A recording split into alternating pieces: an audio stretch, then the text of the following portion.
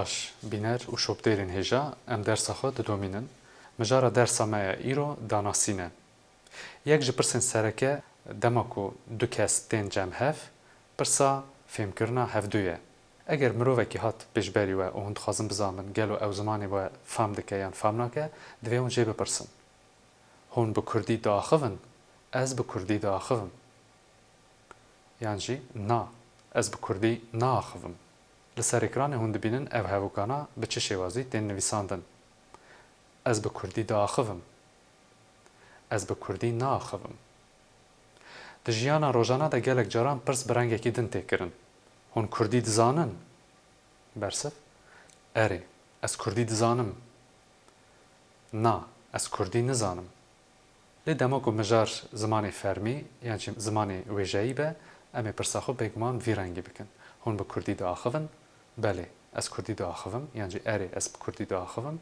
Na, ez bi kurdî naaxivim. Eger yê pêşberî we Kurdek be û hûn dixwazin bizanin gelo ew zimanê dinê biyanî dizane, hûn dikarin jê bipirsin. Hûn bi îngilîzî diaxivin? Hûn bi çînî diaxivin? Hûn bi hindî diaxivin? Hûn bi farsî diaxivin? û her wekî din şûna peyva farsî, çînî, hindî hûn dikarin zimanên cudatir jî dayînin. Bersiv jî wê anagorî wê be. Erê, ez diaxivim, yan jî na, ez naaxivim. Eger hûn zimanê ku pirsa wî hat kirin nizanin yan jî kêm dizanin, hûn dikarin bersiv bi vî rengî bidin. Mixabin, ez bi îngilîzî naaxivim. Mixabin, ez bi fransîzî naaxivim. Mixabin, ez bi çînî naaxivim. Her wiha bersiv dikare bi vî rengî jî bibe. Ez bi kurdî fam dikim, lê naaxivim. Yan jî ez bi îngilîzî fam dikim, lê naaxivim. We ji gotinê min fam kir? Belê, min fam kir. Eger bersiv neyînî be, na, min fam nekir. Di kurdî de ji xênî peyva famkirin, peyva têgîştin jî tê bikaranîn, dewandina wê peyvê bi vî rengî dibe. Hûn ji min tê digîjin? Belê, ez tê digîjim.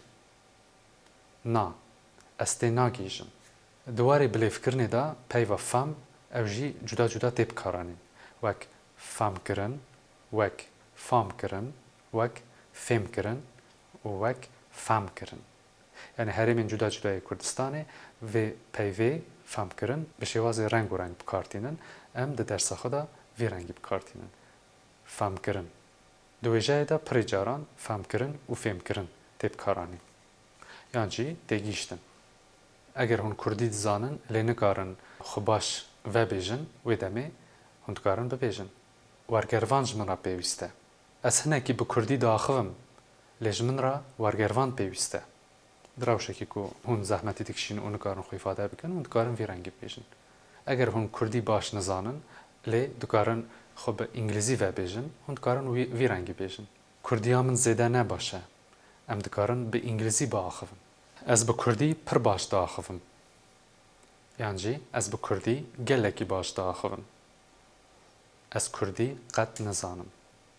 Di rewşeka ku hûn zimanê Kurdî qet nizanin, vî rengî bikartînin. Kurdiya min ne baş e, yan jî Kurdiya min nexweş e. Kurdiya min baş e, Kurdiya min pir baş e. İngilîziya min ne baş e, lê Kurdiya min baş e.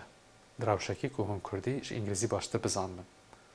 Rûsiya min zêde ne baş e, lê Kurdiya min pir baş e. Bi vî awayî em hatin dawiya dersa xwe îro. Eger pirsê we hebin, hûn dikarin wan pirsê xwe di şiroveyan de binivîsin, em jî hewl bidin bersiva we bidin. Niha bimînin xêr û xweşiyê de heta dersekî din.